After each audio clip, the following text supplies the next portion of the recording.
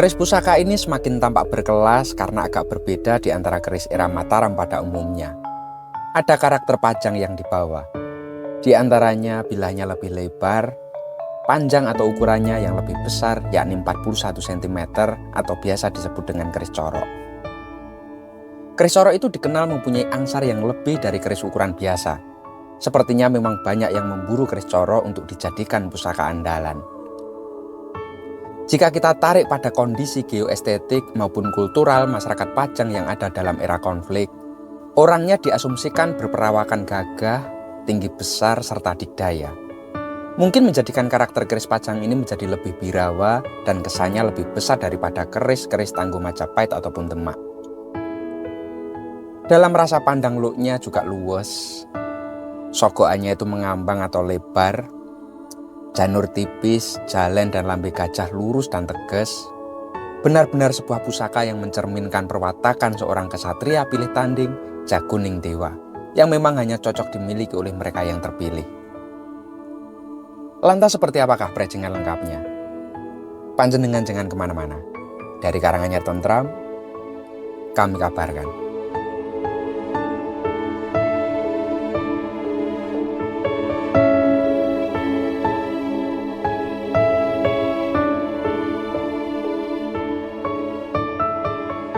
Busananya gayaman Surakarta dengan bahan kayu timoho. Motifnya itu pelet sampir. Dipadukan dengan pendok blewah polosan berbahan tembaga. Mendaknya model parijotro berbahan perak. Dan dedernya Yudhowinatan berbahan kayu kemuning pang. Secara keseluruhan ia nampak gagah, terlihat sangat wangun, dan pastinya dudut hati. Mari kita buka untuk isinya. Pusaka Luk 3, Dapur Jangkung Pacar, Pamor Tambah 5, Tangguh Pajang era Mataram.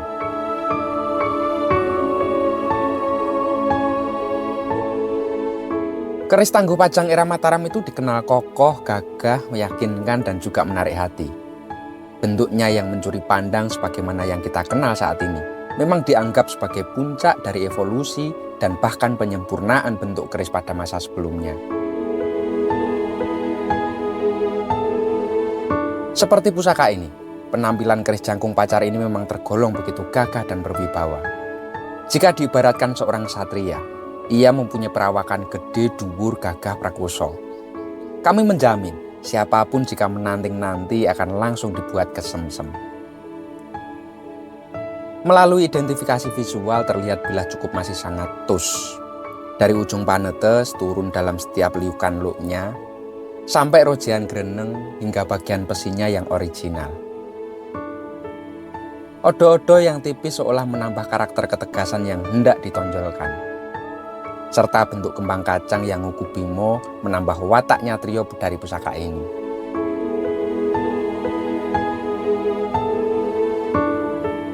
Di antara keris berlook normal, yakni yang berjumlah 3 hingga 13, justru keris look 3 lah yang jarang ditemui. Terkesan sedikit memang, namun jika diresapi betul, sangatlah tidak gampang membuat keris dalam jumlah kelokan yang hanya 3. Dibutuhkan kematangan rasa akan sangat diuji di sini. Sang empu akan dihadapkan masalah dalam menentukan panjang tarian look awal, sebab akan mempengaruhi proporsi bilah selanjutnya. Salah-salah hasilnya akan terlihat tidak sekecoh atau wagu, maka tidaklah mengherankan jika kemudian kami pun begitu terkesima dibuatnya.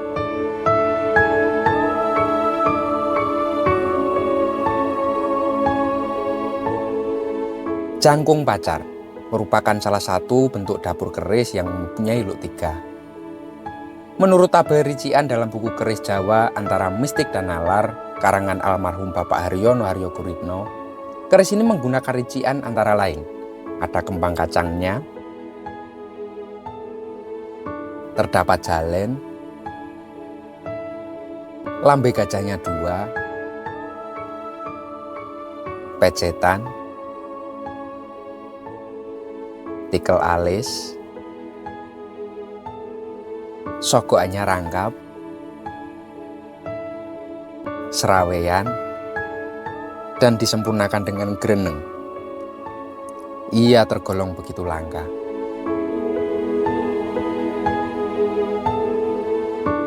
Jangkung mengandung arti agar dalam hidupnya manusia untuk selalu eling, memohon, dan mendekatkan diri kepada Tuhan Yang Esa agar hidupnya jinangkung jinampangan, yang dilindungi dan dirahmati oleh Yang Maha Kuasa. Menurut babaran buku dapur, keris berluk 3 sangat baik untuk mereka yang sedang berusaha menggapai tujuan atau cita-cita dalam hidupnya.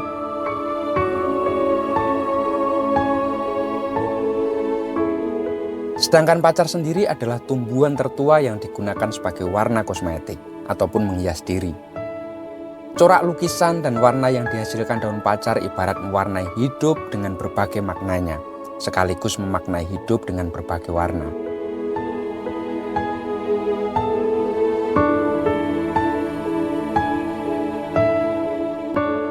Hidup memang penuh warna, dari mulai warna yang paling suram hingga yang paling cerah.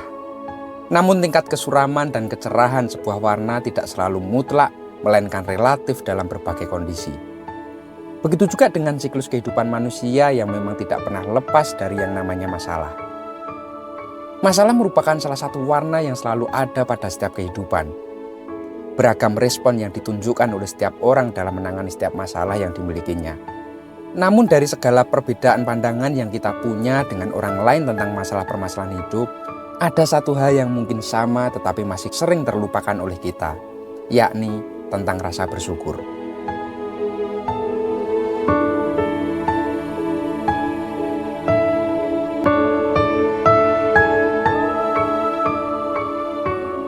Dalam setiap masalah banyak hikmah yang bisa kita petik dan pelajari. Melalui masalah, kita akan menjadi pribadi yang lebih dewasa dalam mengambil sikap dan bahkan memutuskan sesuatu untuk kedepannya.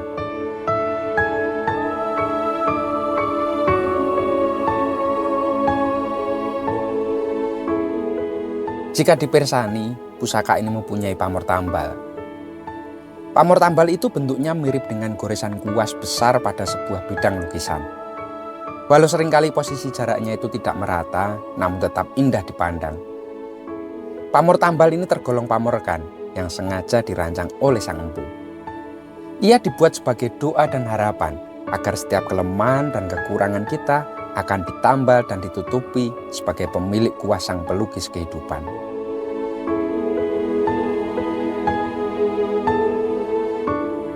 Pamor tambal dapat juga mengandung arti akan adanya sebuah ikhtiar untuk mewujudkan sesuatu yang lebih baik daripada sebelumnya.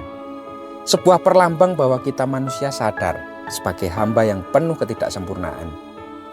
Dalam kerendahan hati selalu memohon agar setiap celah kelemahan dan kekurangan kita akan ditambal oleh Sang Penata kehidupan, dan berharap segala sesuatunya itu ditutup dengan kebaikan sesuai dengan rancangannya. Matur nuwun dan salam tujuh hati.